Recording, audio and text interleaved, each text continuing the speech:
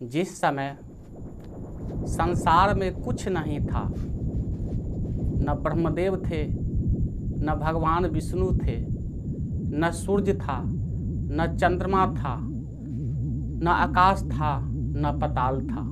उस समय प्रकाश पुंज के रूप में भगवान सदाशिव जो निराकार थे भ्रमण करते रहते थे और उनकी इच्छा हुई कि क्यों ना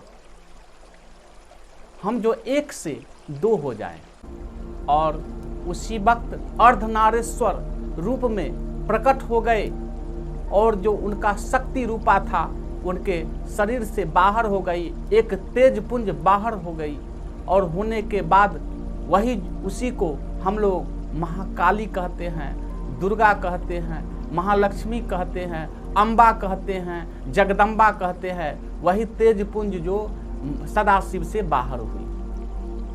अब सदाशिव सोचने लगे कि क्यों ना हम व्यवस्था अपना रहने के लिए करें, और 5 कोस का काशी जो कि सृष्टि से पहले, ब्रह्मा जी के सृष्टि से पहले सदाशिव ने 5 कोस का काशी का निर्माण किया और निर्माण करने के बाद वहीं रहना शुरू कर दिए। उसके बाद इच्छा हुआ कि क्यों न सृष्टि का विस्तार किया जाए, तो अपने दाहिने अंग से एक पुरुष पैदा किए जिसका नाम विष्णु रखा गया। विष्णु जी जब प्रकट हो गए तो सदाशिव को प्रणाम करने लगे कि हे प्रभु, हमारे लिए क्या इच्छा है। तब भगवान सदाशिव कहे कि हे विष्णु, आप तप करें। और वही विष्णु काशी में जाकर के जब तप करना शुरू किए तो 12,000 वर्ष तक तप किए, और 12,000 वर्ष तप करने के बाद उनके शरीर से रोम रोम से जल निकलना शुरू हो गया। अब जो है पूरा काशी डूबने लगा। इस पर सदाशिव देखे कि काशी तो डूब जाएगा, तो अपने त्रिशूल पर काशी को उठा लिए। भगवान जिस समय की सृष्टि का इतना विस्तार किए और विष्णु भगवान जो है तपस्या करने लगे, तो तपस्या के प्रभाव से नार भी संस्कृत शब्द है। नार मिस होता है पानी, अयन मिस होता है रहना सोना। तो पानी में जो है सोए हुए थे और उनका जो है नाभि के ऊपर जो है कमल के पुष्प पर जो है ब्रह्मदेव जो है सो वहाँ स्थापित हो गए। ब्रह्मदेव का जब नींद टूटा तो देखते हैं चारों तरफ जल ही जल। अब यह दृश्य देख करके सोचते हैं कि मैं कौन हूँ, और जब देखते हैं कि पानी में एक पुरुष सोया हुआ है तो उसको देखने के बाद कहते हैं कि आप कौन हैं। तब कहते हैं कि हम विष्णु हैं। तो विष्णु भगवान जब जल में रहना शुरू किए थे तो नार मिस होता पानी और अयन मिस होता है सोना रहना, तो उसी समय उनका नारायण नाम पड़ा। उसके बाद ब्रह्मदेव बोले आप कौन हैं। तब भगवान विष्णु कहते हैं हम आपके पिता हैं। इस पर ब्रह्मदेव कहते आप हमारे पिता हैं, आप हमारे पिता कैसे हो सकते हैं। पहले तो हमारा जन्म हुआ है, आपको तो बाद में हुआ है। अब इस बात के लिए विवाद पैदा हो गया कि हम श्रेष्ठ हैं तो हम श्रेष्ठ हैं, और दोनों में घमासान युद्ध होना शुरू हो गया। उसी समय एक तेज पुंज लिंग के रूप में प्रकट हो गया बीच में। अब यह दृश्य देख करके ब्रह्मा जी और विष्णु जी भयभीत हो गए कि यह क्या है। तब भगवान विष्णु कहते हैं कि यह तेज पुंज जो है लिंग है। तब बोलते हैं ब्रह्मदेव कि एक काम किया जाए कि जो और छोर का पता लगा लेगा उसी को श्रेष्ठ माना जाएगा। उसी समय भगवान विष्णु बोले कि हे ब्रह्मदेव, आप जो है सो ऊपर जाएं इस लिंग को पता लगाने के लिए, और हम नीचे जाते हैं। उसके बाद विष्णु भगवान नीचे गए और जाने के बाद 1000 वर्ष तक नीचे चले गए, लेकिन और छोर का जब पता नहीं चला तो वापस आ गए। और ब्रह्मदेव ऊपर जा रहे हैं, कुछ पता तो चल नहीं रहा है, तो केतकी का फूल मिला और सोचे कि कितना वर्ष तक हम जाएं, हम खोजते रहें। तो बोले कि क्यों ना सहारा लिया जाए, झूठ का सहारा लिया जाए।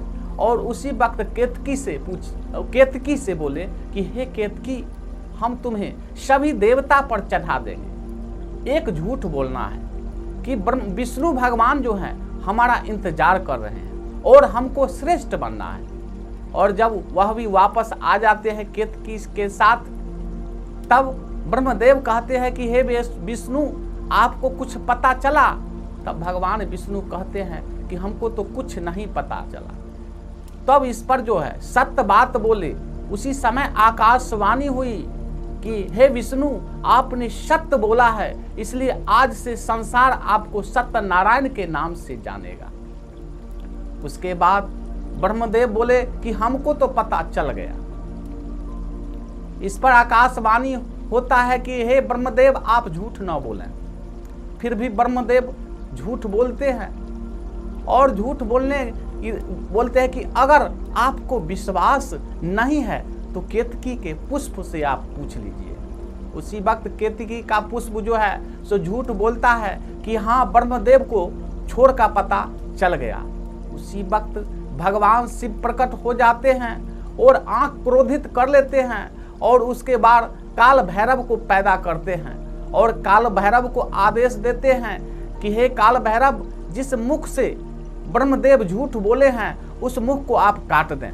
उसी वक्त काल भैरव जो है अपने अस्त्र से ब्रह्मदेव का, जो कि ब्रह्मदेव का 5 मुख था, तो एक मुख को काट दिया और कटने के बावजूद भी बोल रहा है कि हमको छोर का पता चल गया है, हमको छोर का पता चल गया है।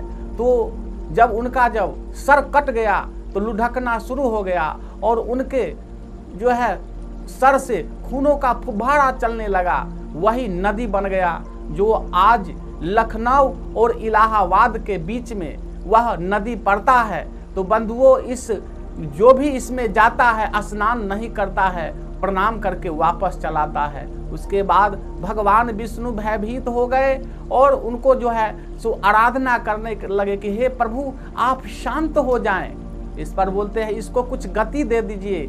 उसी वक्त ब्रह्मदेव का जो सर था उसको जो है वट वृक्ष बना दिए। आज भी मनुष्य वट वृक्ष का भी लोग पूजा करते हैं। और उसके बाद दोनों ब्रह्मा और विष्णु सदाशिव को जो है से आराधना करने लगे। आराधना करने के बाद शिव बोले कि हे ब्रह्मा, हे विष्णु, आप हमारे भक्त हैं, इसलिए आपको हम आशीर्वाद देते हैं कि ब्रह्मदेव जो है वह सृष्टि का निर्माण करेंगे और विष्णु भगवान जो है वह पालन करेंगे और हम में से किसी में भेद नहीं होगा। उसी दिन से ब्रह्मदेव का काम है सृष्टि का निर्माण करना और विष्णु भगवान का पालन करना। उसके बाद बोले कि हे ब्रह्मदेव, आपके भृकुटी से हमारा एक अवतार होगा जो रुद्र अवतार माना जाएगा, जिसको शंकर माना जाएगा। उसके बाद हम शंकर के रूप में अवतार लेंगे और हमको जो है संहार का जो है पद मिलेगा और हम संहार करेंगे।